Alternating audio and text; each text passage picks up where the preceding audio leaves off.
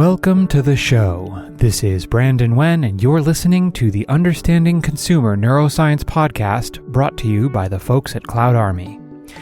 In this episode, Richard talks to Nir Wegzryn, CEO and founder of Brand Opus, about brand magnetism and how implicit testing can strengthen the brand attributions and associations to make a brand more effective. Hi, this is Richard Campbell. Thanks for listening to Understanding Consumer Neuroscience. Today, my guest is Nir Wegzryn, who is the founding partner and CEO of Brand Opus. Welcome to the show. Hello. Nice to have me. Yeah, great to have you here.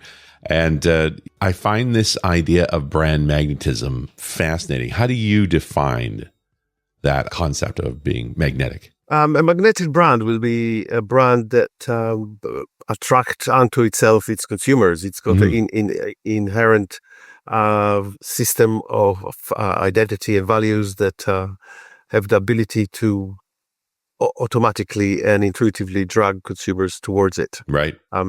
Hence, a magnetic brand is a lot more effective brand. It's a brand that all the marketing is easier to work for it. Everything works together and build together.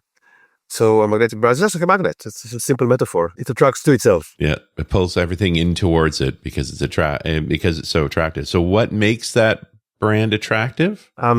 So to make a brand attractive, it needs to, at the most simplistic level, it needs to have a coherent brand identity system. So it needs to have a meaning, a narrative on one hand, and it needs to have a visual structure on the other hand that work together. So it needs to have a narrative, meaning, story, one side, visual structure on the other side, altogether a brand identity system that is therefore able to attract people and connect all the touch points together.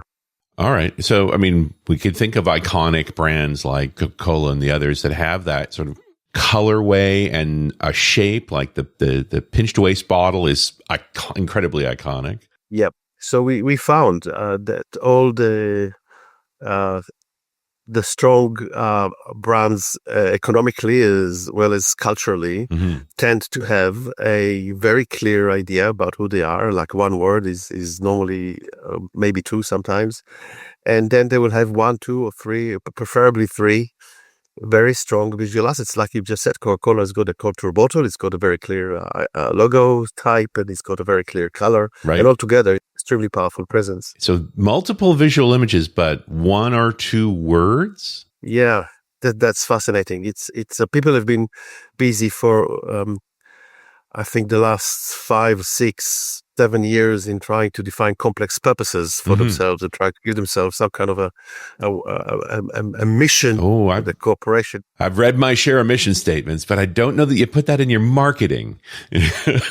Well, that's the problem, that it kind of confuses the marketing people. They're all of a sudden torn with multiple essences and purposes and missions, and confuse the corporate with the brand as well. Yeah. Where the brand itself just needs to have a clear role in people's lives. You need to be, I need to understand what do I use this brand for? Do I drink Coca-Cola for refreshment, or do I drink it to help me save the world? Yeah, settle the stomach, something like that. But I know I appreciate the idea that mission statements are really for the employee. Like the attention span of the average consumer, not only they're not going to read it, they're certainly not going to spend the time to understand it. It's not that important to them. Well, there was a theory about 6-7 years ago that consumers do show an interest in the corporate side of the business, and they will not buy a brand who they don't share the value system with. I don't think that theory survived the reality of the situation. I think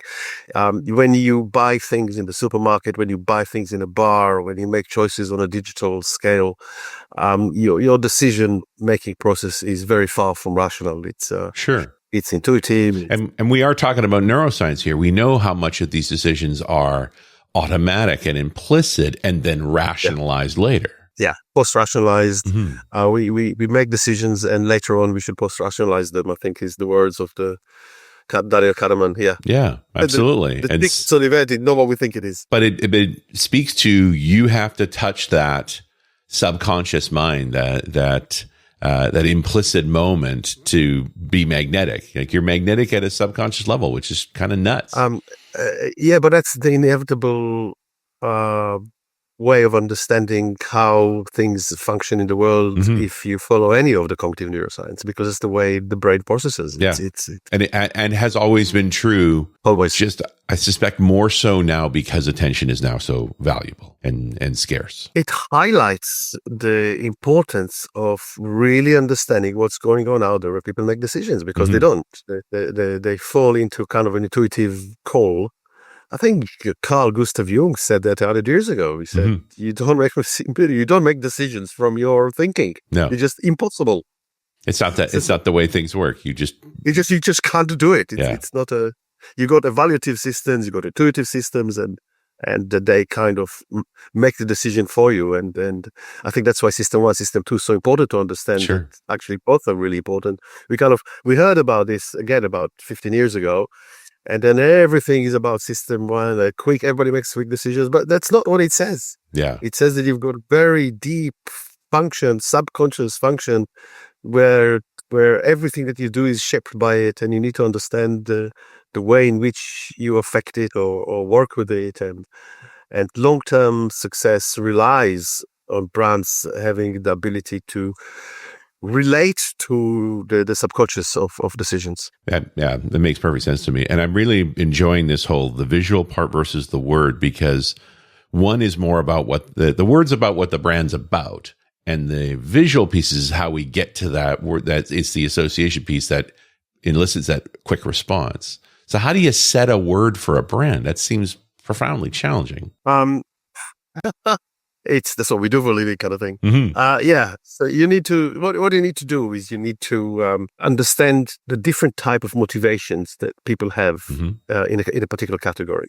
So let's say if we talk about beers in Canada, for example, or beers in any country, it's incredible that by the time you dive into it, there are going to be 5, 6, 7 different motivations. There's not going to be 1,000 motivations to drink a beer. Right. I drink a beer for refreshment, or I drink a beer because I'm chatting to a friend, or I'm buying a beer because I'm in a party, or I'm buying a beer because I'm in a big sport event and I want to feel that I'm part of what's going on. I'll find another 2 if I try really hard.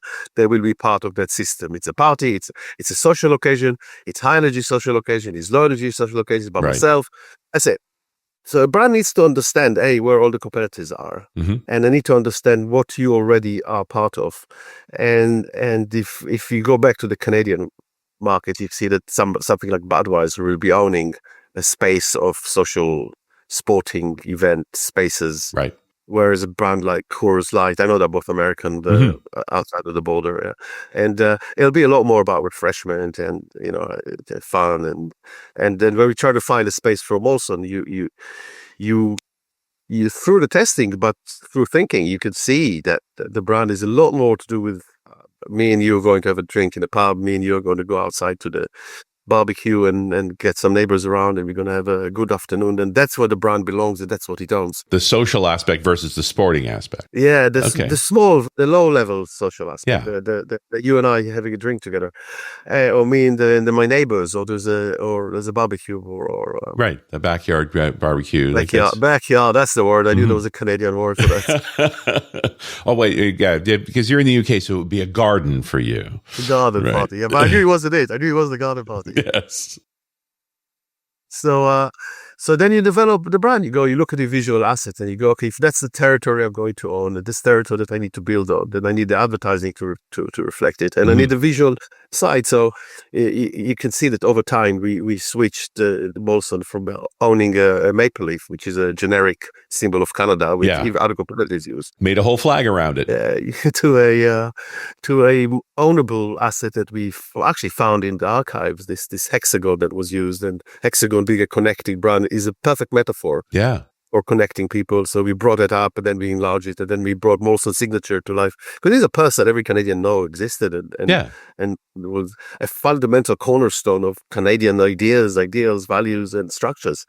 So we brought his signature up. We created the hexagon. We're developing hexagons, and as soon as the metaphor reflects the idea, the thing becomes so powerful.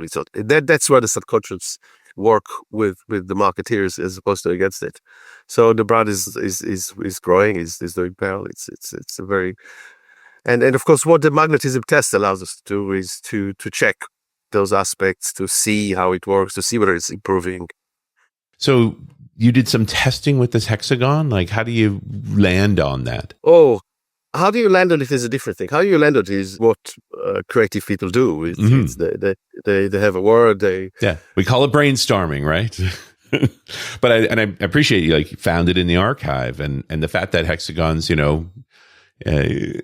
eons of bees can't be wrong. It's an important shape. Yeah, it's a natural connecting shape. Yeah, that just I don't know if Mr. Molson all those 150 years ago, when he put the original hexagon, thought about it in that way. Or what is next? But it doesn't matter. It is what it is. It's a shape, and that shape will have a metaphoric value, and then will be recognized in our brains as such. We can't do anything about it. It's just the way the brains work. So you find it. So we find it. Then you test it, and it tests well. Yeah. So we created with Cloud Army a system which is both implicit in its nature, i.e. we don't ask rational questions, right? And it's cognitive neuroscience developed. So it's all about timing and a way of working out those aspects of the brands and understanding whether those elements together separately add to and create this magnetic value that we are looking for, and it's very clear from the test that the idea of connecting people for Molson is very powerful. It's very clear that the metaphor works really well, and then it's recognized, it's attributed to Molson, it's not misattributed, even though it's quite new. We believe as marketers, it's just going to take time for people to learn our brand, and you've got pretty good evidence here that that's not the case, that when it's the right word and the right visuals, it happens immediately. It just works, yeah, because we're not talking to the rational part of the brain. We're not trying to convince people that we arrive. We're not trying to explain things. We're not trying to make people understand anything. We're just putting together structures that the brain recognizes and words that belong to the category rather than try to fight in the category. So it works intuitively. Mm-hmm. So it's either work or doesn't. But you found intuition in a 100-plus-year-old brand that wasn't there before. And pulled it, and immediately the testing showed the difference, and apparently now the market's showing the difference as well. Yeah, 100%. And I think we discovered that in lots of brands that if you get the structure of the brand correctly. So we can talk about a brand called McCain, which I'm sure you're aware of. Frozen foods, right. Yeah, it's Canadian. It's owned by a Canadian family. Mm-hmm. And it's a global brand. It exists everywhere around the world. And we created a new symbol for McCain. We replaced the black box with the sunshine. And everybody thought it was complete madness. When you showed it to consumer the first time around, people would go to a shelf that we put it on, pretending it was always there, and they'll pick it up and they'll swear by the children that they've bought that pack yesterday. Right. It's immediate. It's no so well matched with their thinking, they didn't even think it had changed. It fitted their idea of what the brand is for them. Interesting. And the fact that the visual changed, they didn't even see it. Yeah. It just immediately accepted, and obviously it functions a lot better when the visual agrees with the idea. But you didn't just make that packaging and then put it on the shelf and hope for the best. You had done implicit testing around the whole thing, and you... Oh yes. I think that was tested more than any other brand was ever tested around the world, I think. We actually ran a very, very strict implicit test on it, ran by some Harvard professor to make sure that the neuroscience of it works, rather than just asking people what they think. Right. So, and still you're dealing with these two pieces. You're dealing with, do you associate this with the brand, and what do you attribute the brand to? So that the visual versus the word. Yeah, that's what makes the brand works. Whether there's a simple narrative that relates to why I buy this now, or why I feed it to my children, mm-hmm. and it's visualized in a pluralistic way, if you like, through metaphors that illustrates that narrative, and that's where the brand is powerful. Yeah, no, it's, and I'm thinking so the black background star is the new one. The old one was like a bird or something. No. Oh, the black is the old one. The sunrise is the new one. The sunrise. Yeah. Now you're talking. And the sunrise has got a family of birds flying through it. Cutting through it. So it's a happy family. Right. And it's Ethical, family food, right? It's, frozen French fries and the like. Then putting families together. yeah, Yeah. it's Happily fine together. and I could see why people would not even realize it had changed, just that it's better. Like that's the product. It just fits your idea of why this is big. It's fantastic. Yeah. It's very interesting. So was there many iterations on that final design? Do you test a bunch of different things? Right. So, for example, that one, we had, I think, 3. So the other tests that we'll do will be kind of semiotic tests. Mhm. So you put a bird on a pack, it immediately got a semiotic power. It becomes a signifier, Right. and you have to code it. So you decode the bird that flies across the sunshine. Every country around the world will have a different interpretation of exactly what birds mean. Sure. So and of course, if the bird, for example, has got its head pointing too low, it becomes an aggressive hunting bird. Right. It's a raptor. Yeah. If the wings are too long, it becomes angelic. Mm-hmm. No, we want this is hedonism. This is not. You can't have angelic. Right. So in fact, that you reiterate and reiterate and reiterate. Yeah. No kidding. What's the right bird? Oh yes, the right bird. And then you have to get the relationship between the birds to work correctly. Is it a family flying together, or is it like random people going different places? Right. And then you have to worry about the world that it's in, and then you have to worry about. On the other hand, you have to worry about when you do such radical changes, you have to make sure the memory structure is not broken. So you have to understand what people see when they buy it before, and make sure that doesn't break when they move on. So it takes a lot of expertise, a lot of knowledge, and a lot of putting the right tests together. You don't ask people whether they like it or not. No, they'll just make happy noises. That's not going to help you. Or not, it doesn't matter. Yeah. You need to see that the implicit responses are the correct responses, that the intuitiveness is not broken, and you need to, not to research it, but to test it. Yeah. Because the color ways were essentially the same. The old one was black background with yellow perimeter and that yellow star-like thing. The font is almost identical. They're both cursive, although I think you moved the C down. Like, just these are subtle changes. Yes, yeah. And nobody will ever see any of this. But You're right, the colors clicked, but it's the same colors. Yeah. And also, if you look carefully, you see that the bird is exactly where the star was. Yep. So visually, nothing happens. You don't even know that it happened. I can tell you that around the world, you're plugging into all the same mechanisms in the brain, right? And even the shape of the bird as similar to the star, a set of lines. So it's very clever, Nir. Like but again, I don't think you arrived at that all at once. It's like this was the one that worked the best, and in some ways, you're able to rationalize it worked the best because it's the most like the old one as well. There were different variations on the theme, and it doesn't happen by itself. And you have to separate ideas from execution. Sure. It takes time to arrive at an idea. Then once the idea begins to work, then you got to really sharpen the pen and really execute it with precision. Yeah. And knowledge, because it's not an amateur game. You don't just feel like something and do it. No. And the danger here is what I just did, which was to pull up in Google Images the McCain logo and see the old one and the refined new one side by side and go, well, obviously this is better. Where, not seeing the work that's done in between. Yeah, but consumers never see them. Yeah, consumers never see them together. No. It's not a thing. No, it doesn't matter, and it certainly doesn't show how much effort went into all of that and that series of tests to get there. But that combination is really powerful to be able to plug into the old and still bring in the new and blend strength back to the brand. Yeah. Are the approaches different when the brand is new, when you're really launching something from scratch? The same. Yeah. Same. You still have to have a clear idea about what you're here for. Mm-hmm. And then you have to invent a new metaphor. Right. Find a new word. You have to invent. So that's a different exercise in the sense that it's very iterative. You have to think of quite a lot of options, and then you have to marry them, and then you have to test them, and it's a different process. But you have to end up again with a story and a visual that works together to give me this. Can you end up with only one? Do you have a visual that people can relate to, but don't necessarily have an association with a word? You can, but that makes it weaker. Right.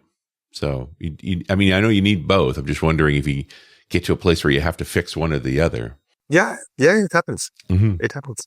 Yeah, for sure. That's normally what happens. Is that either the visual is not strong enough, or the narrative is doing something slightly different, Right. Or it keeps changing, because you'll have another advertising campaign every 2 years, and advertising will come up with the new propositions, which are perhaps relevant at the moment, but they're not anchored in the identity system of the brand. Right. So, and eventually, if you change too many campaigns, and campaigns tend to be also a lot to do with the trend of the moment, whereas the brand identity system can't. It needs to be outside of that. It needs to be more stable than that. Yeah, it needs to be something that stays coherently.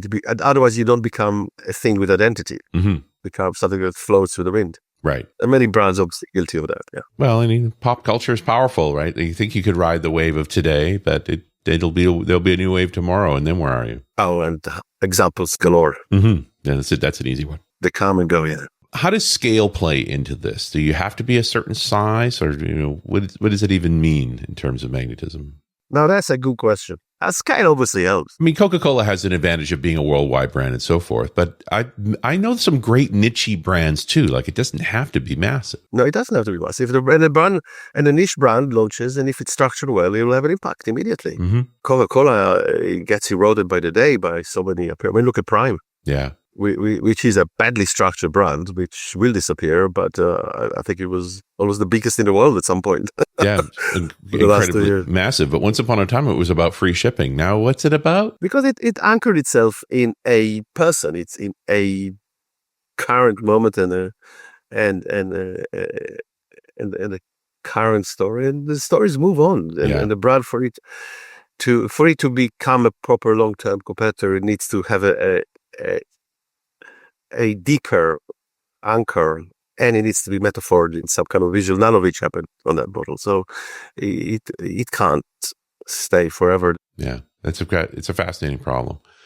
So it feels to me like you work really closely with Cloud Army to evaluate all this, so that you're coming up with the ideas and finding these things, and then leaning to Cloud Army to do the testing. They have to do the testing. Yeah, we're not a research agency there. Right. Yeah. We have to we identify the category, either a client wants to run a test, or we will structure it so that they can they run a test. We don't run a test. Right. They do all that process, and then take the feedback, and from that you go back to brainstorming on how do we get better results than this. Yeah. And we will sit and analyze what we got, analyze the category function, analyze the way the different brands own things, and which elements are honorable, not honorable, misattribution, not misattribution. So you identify elements which are misattributed to other brands, and you start a program of getting rid of them, and you recognize weaker elements, so you have to strengthen them. And it's a fascinating process. Yeah, absolutely. And they, like I said, an iterative process. I love the idea that you get a set of measurements around association of a brand, and then you work to change them or to better define them, and then measure again and see that you've succeeded. Yeah. And it turns the brand from a guessing game and relying on viewpoints of some consumers to a program of quite clear progress into a much more coherent space, where you have a visual structure, you have a narrative structure, and it's developing to become a stronger and stronger magnetic brand. Stronger over time, not just that campaign worked, this campaign didn't, but that there's a gradual iteration towards a very strong brand. And we will have a viewpoint, even on the campaigns. We'll say, guys, you can't have campaigns outside of the identity structure. You can't have, I can't have structured a brand around connection, and you're doing campaigns about, I don't know, wild parties. It doesn't work. Right. So, but in some ways, it gives us a box to work in that's easier to live with. Like, now you know roughly where you're going to go for each of those campaigns. Yeah, and in this day and age where marketing dollars are difficult to come by, budgets are shrinking. I think the idea that there's a way of getting more effect out of the marketing dollar spent is very attractive. Yeah, do some good measuring first before you go do the big spend on the marketing campaign, so that you can have some certain of results. Yeah, make sure it all works in the same direction, I think is what we'll say. No, I think that's a great place to leave this. In the end, it's about using the science of this to make sure you're going to get results when the campaign flies. Yeah, it's interesting way of combining science and creativity. Actually, it's a fascinating. But on the one hand, this very strict science of, the strict science in the sense is real science. It's cognitive neuroscience. It's implicit. It's not asking random questions. And on the other hand, this creativity that comes from nowhere about here's a visual that does a metaphor. So this idea of visuals, metaphors, creating kind of a language that works, but strictly testing it. Yeah. And then strictly testing it to say that it does resonate with all of the elements that matter. And we're stronger for this. Yeah. Nir, this is really a fun conversation. I'm thinking differently about how I would approach a brand now. I appreciate that. Very good. Yes. Thanks so much for coming on the show. It's a pleasure. And we'll talk to you next time on Understanding Consumer Neuroscience.